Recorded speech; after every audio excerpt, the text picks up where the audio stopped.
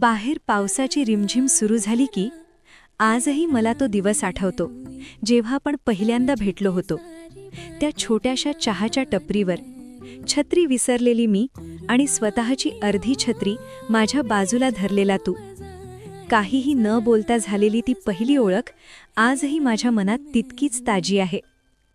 राघव, तुला वाटतं की मला तुझं ते चोरून बघणं कळत नाही, पण खरं सांगू, तुझ्या त्या नजरेतच तर माझं सगळं जग सामावलंय. लग्नाला इतकी वर्ष झाली, पण आजही जेव्हा तू ऑफिसवरून येताना माझ्या आवडीचा मोगरा घेऊन येतोस ना, तेव्हा असं वाटतं की आपलं प्रेम त्या मोगऱ्यासारखं रोज नव्याने दरवळतंय.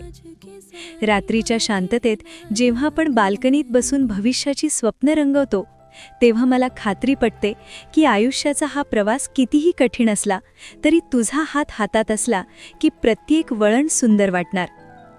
राघव, तू फक्त माझा नवरा नाहीस, तर तू माझा तो हक्काचा कोपरा आहेस, जिथे मला सगळ्यात जास्त सुरक्षित वाटतं. हे पावसाचे थेंब कदाचित सुकतील, पण आपल्या प्रेमाचा हा ओलावा कधीच कमी होणार नाही.